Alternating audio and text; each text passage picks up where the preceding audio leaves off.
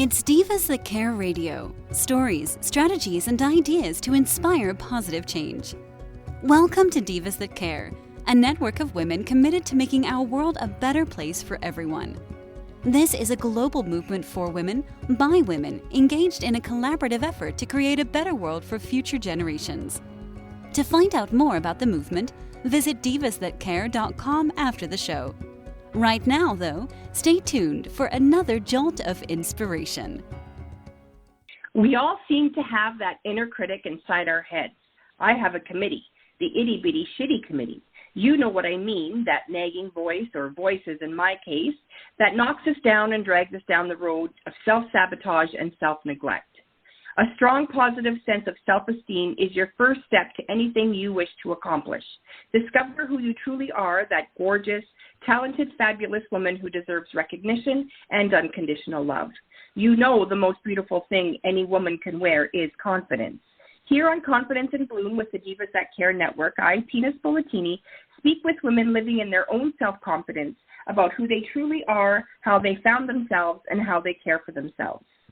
Today I'm speaking with Katerina Rando.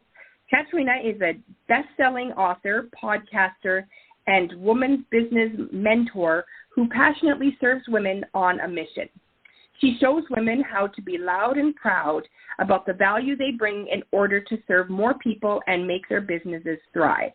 Her books include Learn to Think Differently, released in over 13 countries and several languages, A Woman's Guide to Starting a Giving Circle, and her latest book, The ABCs of Public Speaking, which quickly hit number 1 in 4 Amazon bestseller categories.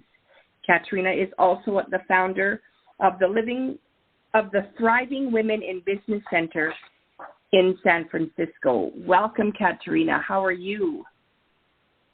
Tina, I am fabulous and so happy to be with you. Awesome. I'm so happy to hear that. Tell me a little bit more about yourself. Wow, okay. Well, I live in San Francisco.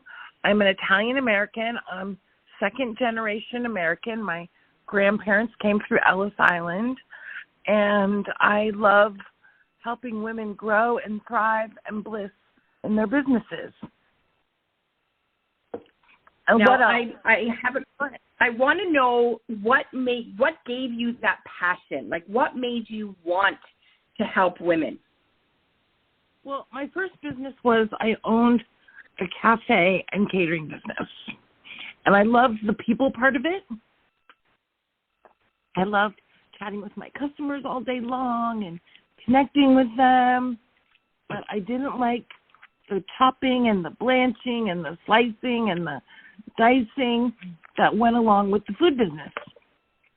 And I'm trying to figure out what I want to do with my life. And this lady comes in my cafe, and she thanks me for some advice that I had given her. And she said what a huge difference it made for her. And her gratitude literally touched my heart. I felt a pang of bliss in my chest. And I said, this is what I'm going to do with my life. And also because I'm born on International Women's Day, which is March 8th. And that always made me feel like I wanted to use my life to uplift women. I love that. I know that I've taken a few of your workshops, and I did a retreat with you last month, and it's women. Like I have yet to see men join your groups. Do you get men that come and join your groups, or do you aim mainly at women? We only focus on women, and the reason for that is there's a different vibe in the room when it's just women. Plus, as you know, Tina, I like to give the ladies crowns and fascinators and satin capes, and we do a lot of things that would qualify as feminine, and that's another part of it too. The thing is that women love to connect, and women thrive in community, and they particularly thrive when they're among women, and that's another reason why. And also, it's my mission. That's my mission. So I have my own business. So I get to do it any way I want, and that's my preference. I like that. It's that's important. We get to do it the way we want to, right? You get to do it the way you want. Exactly. That's awesome. So, okay, so you're with women. Do you find that you're answering a lot of questions they don't know they have?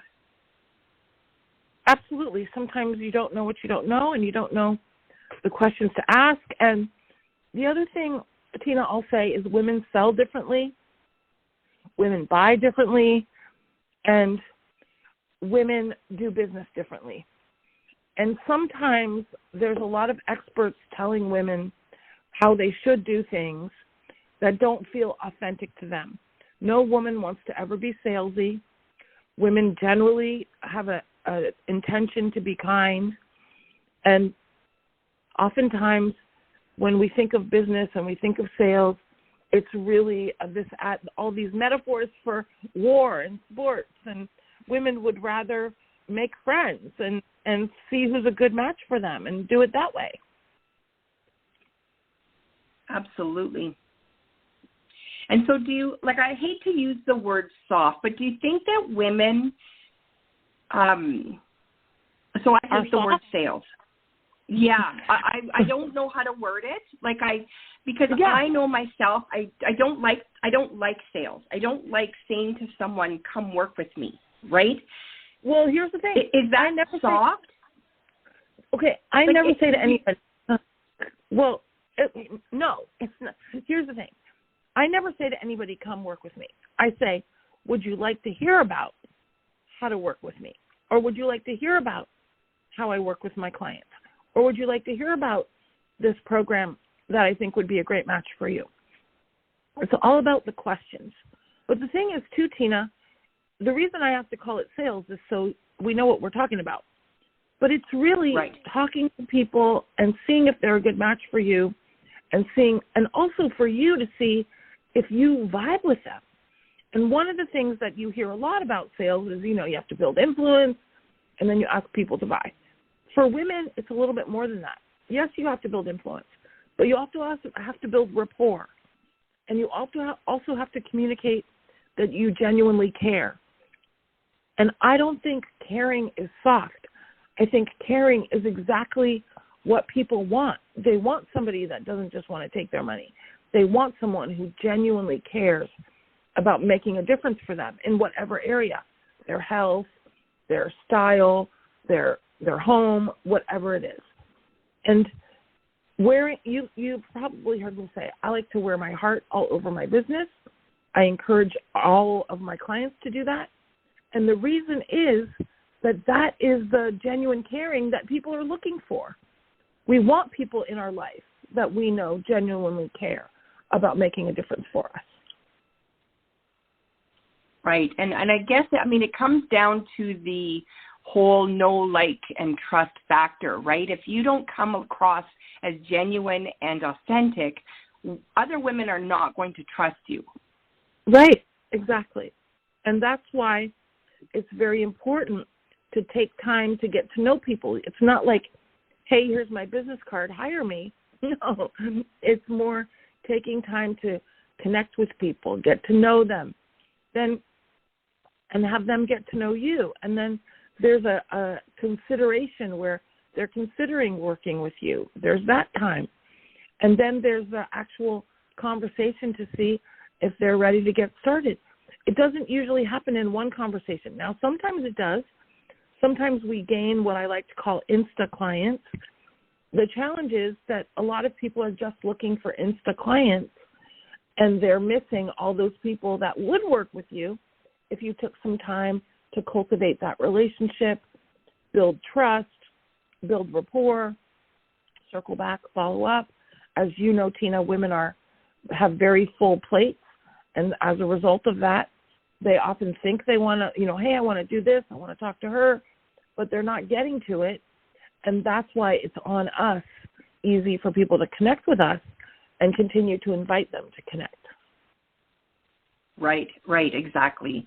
Like women, I think as women, we put too much on our plate. Like we want to help other people. We want to see other people doing well. So, here, give that to me. I'll look after that for you, right? So you can have time to go do that, right? I know I find myself doing that. with my kids especially, but I mean, I want to help everyone. I want, I wish I could do that for you so that you could go focus on that. I catch myself with, especially with my friends, like, well, let me do that for you, right? And I have to stop myself because I think it's almost like a boundary that we have to learn how to set for ourselves, right? I have too much on my plate. I need to find a way, I can't delegate. If I'm going to commit myself, I don't want to delegate, right? Because then I might as well just ask, do you mind doing that, right? So I think I've been catching myself going, okay, if she's taking this on, I have to stop myself. I'm not going to help her because she took it on. She wants to be the one to do it. Do you find that a lot with women and their businesses? Do you find that they take on so much and then they're overwhelmed and they're like, oh my gosh, I can't do this anymore. Somebody needs to help me. Well, yes is the short answer. And here's the thing. We all, Tina, have to create support in our life. It's very challenging to have a family and a business and run a household and have time for girlfriends when you're doing everything yourself. And one of the things in business particularly is to look at what's the highest and best use of your time. And really doing the speaking, and that's anything that's like more of a spokesperson thing, the one who's the face of the business. Then there's, of course, the selling, unless you have a sales team, but most people don't, and at least in the early years. And the serving of the clients, you're probably doing that. And then the strategy, the goal setting, the action planning, the scheduling, that's really your job. And then, of course, self-care. And because if you have no vitality, you certainly can't thrive in your business or your relationships. And so those are 5 big jobs that women have. And the mistake that often is made is that they are taking on 6, 7, 8, 9, 10, 12 other jobs.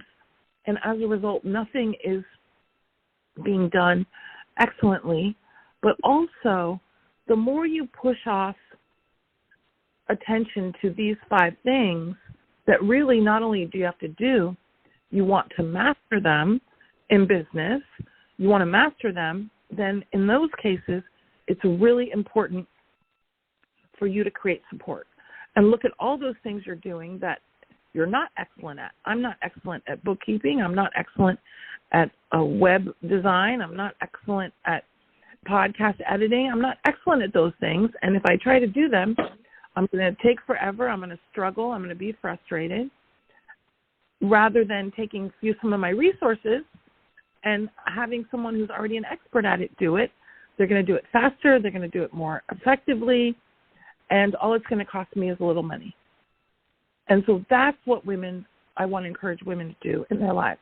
Now, that's business. Personally, too. No woman who has a business should also be cleaning her own house. It's not good use of her time. Take a little resources, get an expert. When the ladies come and clean my house, I am so blessing, Tina, when they leave. And you know what? They do it way better than me. They do it faster than me. And I'm not depresso like I would be if I was doing it myself. That's one example. Right. Yeah. And all these other things women need support with. Absolutely. I totally agree. Now, when it comes to cleaning my house, sometimes I'm like, no one's going to do it the way I want to do it. Well, my friend, that's where you want to communicate with your cleaning crew and tell them exactly how you want it, because otherwise you're really taking a lot of your VIP time.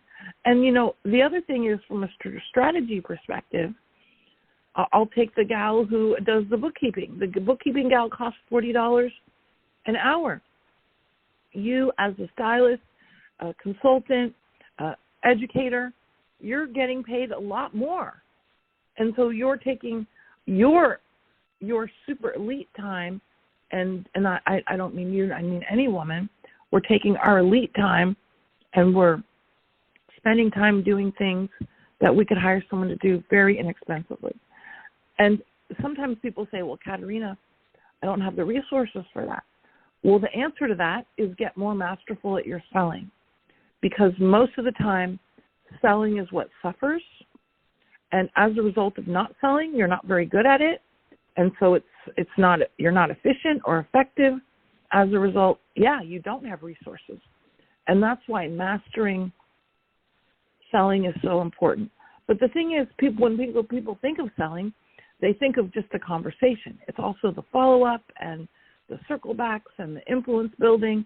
And Tina, I love workshops because you can build influence with a lot of people at once. So all of these things are important for us to thrive and bliss in our businesses and our lives. Absolutely. Yeah, I totally agree.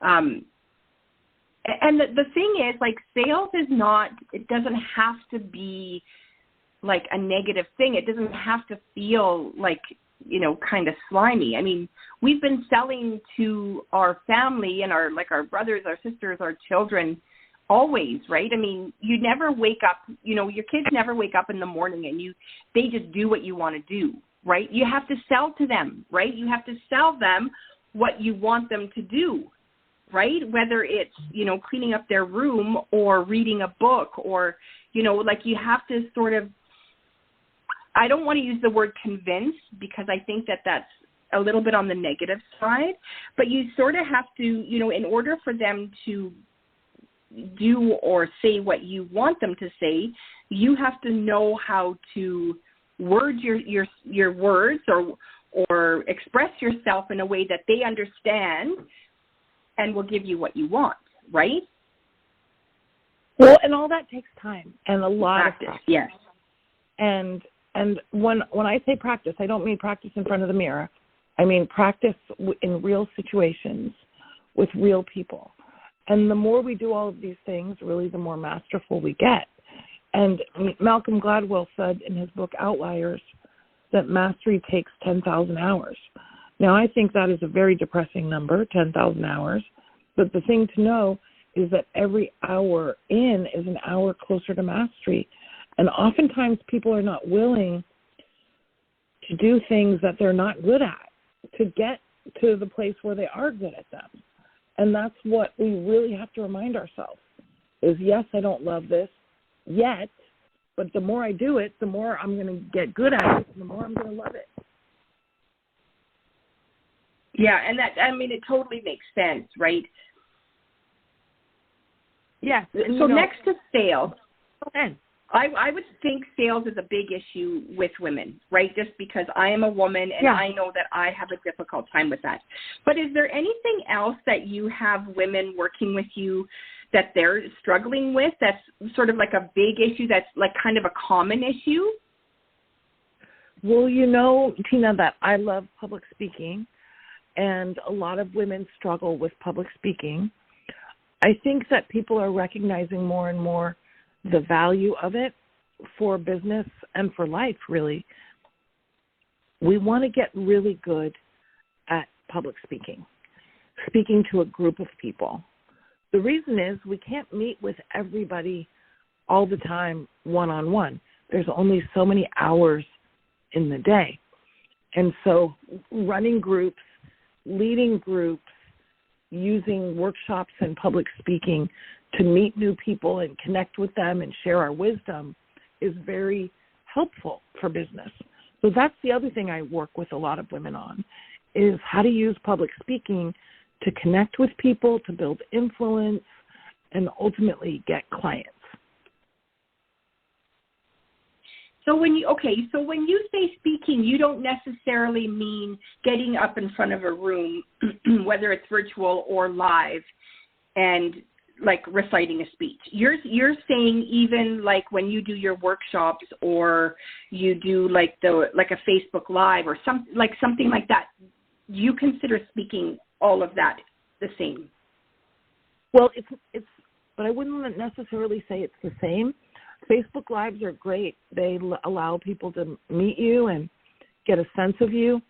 The challenge, though, is that nobody's in the room with you. And even in a virtual room, you know who's there. So when you know who's there, you can then follow up and circle back and connect with them. And that's what we want to do. We don't want to wait for the phone to ring or wait for the emails to come in. We want to be able to go out and say on social media to someone via Facebook or LinkedIn, hey, thank you for coming to my workshop, and I'd love to talk with you about what you're up to and see if I can be of support to you. That's an invitation to connect that you can't do when you don't know who's listening or you don't know who's watching. And so that's how we cultivate relationships.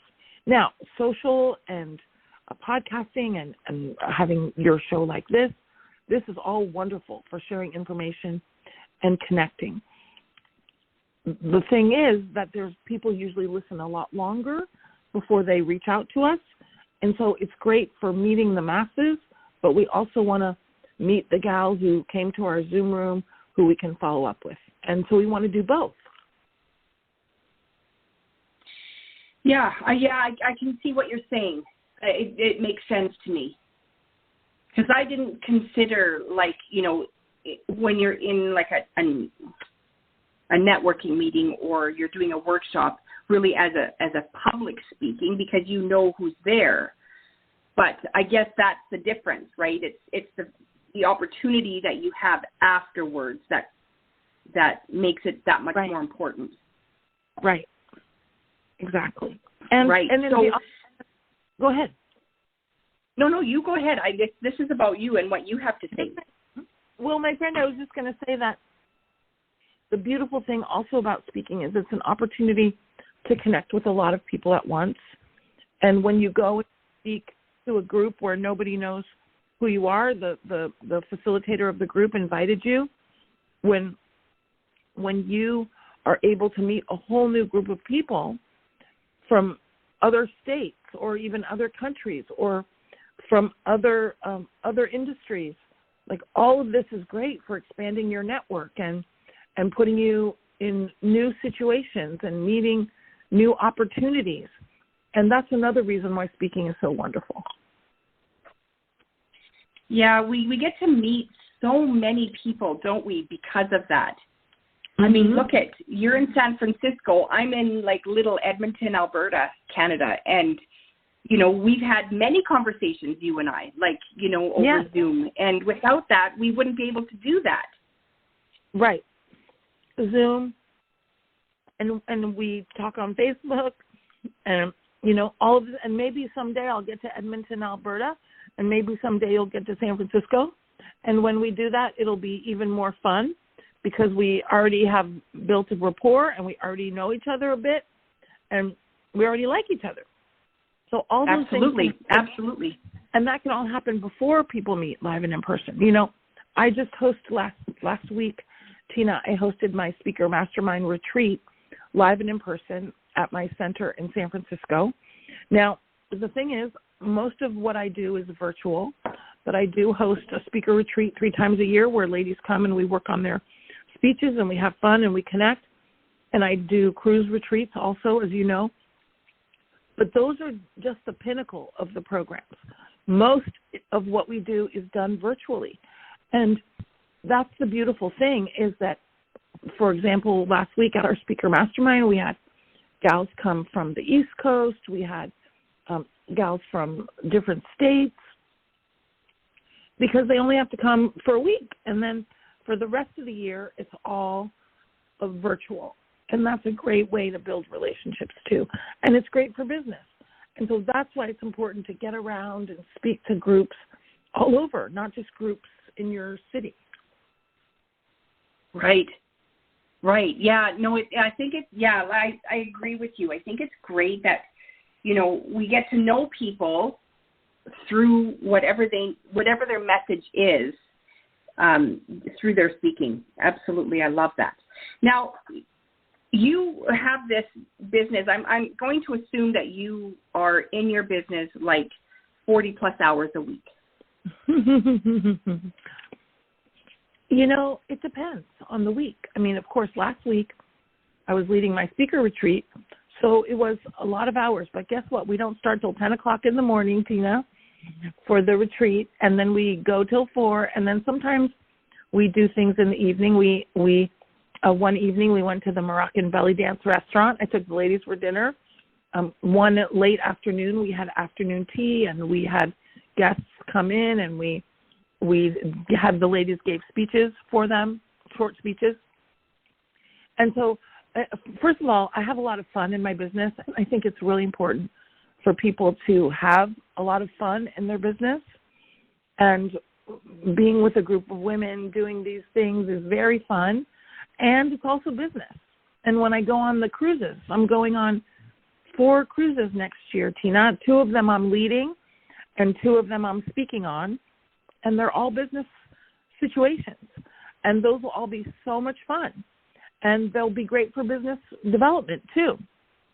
So when you say 40 hours a week, well, some weeks it might be 40, some weeks it might be 50, but, if I'm on a cruise ship, does that all count too? So as long as I'm having fun, and I honestly, I never count the hours.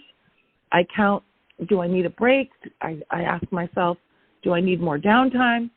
When you're blissing in your business and when you're blissing in your life, you have a lot more vitality, and that makes it all feel like you're not working hardly at all. Right. I agree 100%, because if you're doing something that you love and makes you happy, it doesn't feel like work, right? Now, I was leading into the self-care aspect. One of your pillars, when you talk about how to run your business, one of your main pillars is self-care. Now, I always include self-care for myself personally, but even for your business, because self-care is not just about taking a bubble bath and drinking a bottle of wine. There's more to it. It's about like body, mind, and soul, and you being your business, right? Like you sort of have to split yourself up. Okay, now this is me personally, Tina. Now this is me, in full bloom styling, Tina. So it's like 2 different people. How do you separate yourself in that way, and how do you give yourself the self-care that you need to protect your vitality and to, kind of raise it? Because there's some days where, especially on a cruise, when you're with someone for 4 to 7 days, you always have to be happy and prepared for whatever's going to come up. How do you do that? Well, one of the things is I don't just do it by myself. I have support. I have a team that comes with me, because my job, when it's programming time, or it's event time, or an excursion time, or a activity time, my job is to be with the ladies. That's my job. Not to be putting together binders or tote bags or setting up the room. I have a team for that. And that's the first thing. You need support so that you can do the important part. The ladies are making an investment in themselves, and they're making an investment to come and learn from me and spend time with me and be in community with me and the other ladies. So that's the first thing, is I'm only doing the part that I have to do, that I want to do, which is be with the ladies. I have to take downtime by myself in my cabin, rejuvenating, resting, got to get a lot of sleep. Sleep is essential. And then I can be very happy when I'm with the ladies. And in my business, Tina, too, I absolutely need downtime. I don't do appointments usually before 10 o'clock in the morning. I might have team meetings sometimes, but it's looking at a schedule that works for me. I'm honestly more of a night owl, so when the day is done and the calls are finished, then I'll take a dinner break, and sometimes I'll do a little work at night, not all the time, but only when it feels like, let me work on this project. That's great. That works for me. But for some people, they want to be done at 5 and they don't want to think about business again until the next morning. So it's really finding a lifestyle, a business lifestyle that works for you. I think I'm pretty much the same person of my life, because when you have your own business, you get to be your authentic self too. And that's right. Another thing. Sometimes women have to unlearn the culture that they grew up in their career, not so much their family of origin in this case, but how were they groomed to be, and, maybe they said, don't be emotional at work. Well, when you have your own business and you're a woman, I think it's great to bring your emotions to work. that's your heart that we want to show up in your business. Absolutely. Yeah. When you're working in corporate or you're working for someone else, you have to put on the face that they want. Right? They don't want you. Like, they want you because of what you're capable of, but they don't want you and your stuff. They just want you and what your capabilities. Yeah, that's one thing about running your own business, right? You can be yourself 24/7. Yeah. Yeah, I like that part too. Wow. It's fact. Yeah, I was just with one of my clients. Her name's Heather. She's fabulous. And I just went on one of her business cruises. It was called From Profits in Paradise. And she's an accountant and a profit strategist. And she has pink hair, and we wore fun glasses, and, you know, she dresses up a lot, and it's very different than most accountants. And that's who she is, and she's very happy. And not everybody is going to say, I want an accountant with pink hair, but a lot of us think it's pretty cool, right? So we're not everybody's flavor. That's okay, because there's enough people on the planet for us to serve who will resonate with us. Oh, isn't that the truth? Especially today. Like, you know, I mean, I think it's a little bit different with accountants and lawyers, but I mean, we can work with people all across the world, you know, and still get the work done. Right? It's not like in the old days, I say old days in quotations, where, you know, you had to work with the people beside you because we didn't have any options, and we were all doing it the same.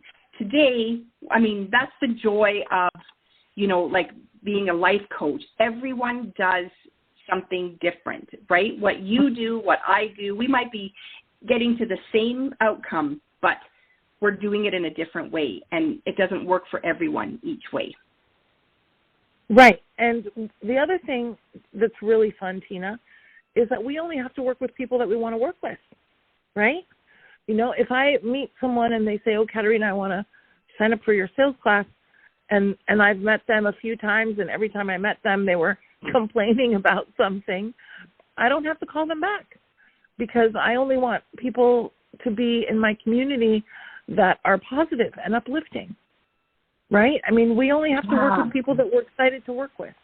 And that's a wonderful thing about having your own business. Exactly.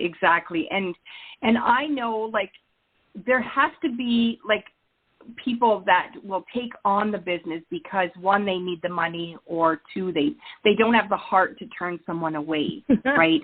But the reality is, if you and I don't, like, if we don't jive, our personalities don't jive, we have to be the ones that say, you know what, this isn't going to work. We are not going to come with the outcome that you're looking for together, because we are just on two different pages, or, you know, we're striving in different directions, or whatever, you know, whatever the excuse is. But we have to have that enough heart to be able to say that. And I think a lot of people have difficulty with that. A lot of people do have difficulty with that. And so as a result, they're not going to be the right match. Right. Well, they're not going to be the right match for them. But, you know, the more we say yes when we really want to say no, the more we learn that we really need to say no when we want to say no. Yeah. And that's being our authentic self, right? I mean, why pretend? Right. Why should I pretend that I can make you feel better about yourself when in the end I know that I can't, right? Like, I'm not being authentic to you. I want to ask you, your book, Learn to Think Differently. Yeah. I'm assuming that it's a business book. Can you kind of, like, I mean, obviously I don't expect you to sum it up in, 30 seconds, but can you tell me a little bit about it? Because it sounds intriguing. Well, thank you, Tina. And actually, it's not necessarily a business book. It wasn't written for business. It was written for everybody. And it's about the idea that, yes, we want to think positively, absolutely. And then we also, though, have to combine that with action and take positive action. And the book, which is actually published in many languages and many countries, is really about taking time to get clear on what makes you feel good and what makes you happy and what you want your life to be about, and then to take action on that. And also to not get discouraged. The thing about pursuing our goals is that we pursue our goals, and then sometimes we pursue our goals, but we don't get our goals. Well, to recognize that not everything is delivered time frame and by the due date that we put on our calendar. And then how can we still continue to be in hot pursuit of something we want, even when it's taking a lot longer than we want it to take? So that's part of what that book talks about. And it also has many exercises and many what I call guiding principles to support us to have a more fulfilling life. Oh my gosh. Okay. So I love it. It's on my list now because when I saw that, I'm like, learn to think differently. It made me think of that, I can't remember now what it's called, but it's like think like a man, or think like a man, act like a woman. I can't remember what it's called. Act like, or something like that. Right? Yeah, think like a man, act like a woman or something. Yeah. Yeah. Yeah. It made me think that, and I thought, gee. I mean, obviously, it's a different, but I thought of that book right away when I saw that written down, and I thought, okay, I got to ask about that book. So what made you write that? Because, I mean, you've run a business. You had a cafe that led you into coaching, that led you into public speaking. What made you write a book about how people think and how to shift that? Yeah. Well, I guess there's a few answers to that question. One answer is that the idea of positive thinking and motivation and self-motivation is something that I've had my attention on since I was a kid, because my father, who was an engineer, he's very introverted, and he was a Toastmaster because he was a manager and he had to give speeches. So he went to, Toastmasters to learn how to speak. And when he was there, he got turned on to Earl Nightingale and Nido Qubein and all the old-time guys who did motivational audio tapes. And so he would listen to them in his office, his home office, some evenings, and I would go up and listen too. And that's what I was raised on. And then when I started my business, I also started participating in the National Speakers Association, and I got to hear, live and in person, I got to hear Zig Ziglar and some of the other great names in speaking. And this continued to turn me on to this idea that, it's not just about what we do, it's about how we think. And Norman Vincent Peale, he's the person who wrote the book Positive Thinking, I believe, way back when. And that book is incredible. And you would have to watch some maybe audio tapes or tapes on YouTube, but in my opinion, he's the best speaker that ever walked the face of the earth, and very motivating and very uplifting. And the thing is that a lot of people, including myself, have a tendency towards depression. And to secure good mental health, there's all those self-care things we do, Tina, like exercise and a good night's sleep and good food. But then there's the mental health things. And part of it is paying attention to what we put in our brain or what we expose ourselves to, not watching the horrible news all the time, and instead watching positive things. And that's what I always did. And in the early days of my business, I wrote a lot of articles. And Duncan Baird, who's a publisher in Europe, they saw some of my articles and they asked me to write this book. And I was very happy to write it. So that's how it came to be. And it's been out. That's so awesome. Thank you. I love that. I really love that. And the thing is, I think that's all part of our own personal growth, is when, as we get older and we go through, we experience life, we start to look back and say, what made me do that? What made me act that way? Or what made me, buy this? Or, whatever. We look back and we go, where was I then? And then it makes you think, well, okay, so if I'm looking at that, what happened 5 years ago, like I was crazy, what am I going to be like 5 years from now? And then, then we go on that personal development journey, and then that's when books like this come in handy, right? Because it helps us. Because if we can't, we don't know where we're going unless we really sit down and think about it. And we have to make that choice. Do I want to be a better person, or do I want to just stay where I am? Right? Because I like to think that anybody who goes into a personal development section of a bookstore is trying to make themselves better. Right? Yeah. We're not reading personal development books to say who we are. We want to make a better life for ourselves, right? Yes. And I think a commitment to personal growth and development and saying to yourself, okay, as long as I'm here, I'm going to keep growing. Those are people that are happy in life, or happier, or getting happy, because, staying the same isn't really possible. We're either growing or we're shrinking every day. And wherever we are today, we're a different person than we were 5 years ago and 10 years ago. It's at my speaker class I did last week, I had a gal there who started with me in 2014, and then she developed a lot of good speaking business, and now she came back for a refresh. I mean, the woman who came last week is different than the woman I met in 2014. We always want to recognize that even if we studied something before, the person we are today will have a lot more to learn, and will learn differently and pick up new things than the person we were before. So it's important that we have a commitment to personal growth and development in our lives and our businesses.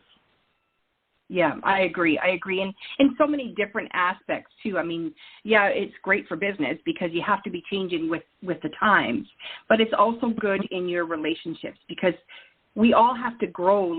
I know you don't have children of your own, but, when you have, when your family grows, right, your children force you to grow. And then someone like yourself, your friends, even if your friends don't have children of their own, they're working in businesses that their mind is always going. So if you don't, sort of follow suit, you fall behind, right? And then you end up alone, right? You have to kind of go, you always have to be moving forward, or you end up falling behind and lose everything. Well, yeah, and the thing is, too, you mentioned, Tina, about being alone. There's a skill that I realize I have, which I think is going to keep me from ending up in an apartment by myself with my cats and my wearing my house coat, is the ability to cultivate community and make friends and invite people to go where you're going and invite people to get together to do things. And, if we're alone, it's because we're not connecting and we're not reaching out. And so it's important to recognize that is a skill too. And, other people have their own lives too. We can't wait for them to knock on the door or even pick up the phone and call us. It's really on us to do the reach outs. Absolutely. I do agree with that. It's easy to say, well, she never phones me, right? But the reality is she may not be phoning you because she's, number one, waiting for you to call, or she's busy, right? And maybe she doesn't know that you want to talk with her, right? So, regardless of how long the time has been, I think it's, picking up the phone or sending a message, just do it, right? There's no harm done. If they don't answer back, they don't answer back. But at least they know that you are thinking of them and, you want to connect. So now you work with women mainly. I would like to hear, one or two things that you tell every woman that you work with and that you're friends with. What is some words of positivity, words of love that you give them? Well, I tell them I love them. That's the first thing.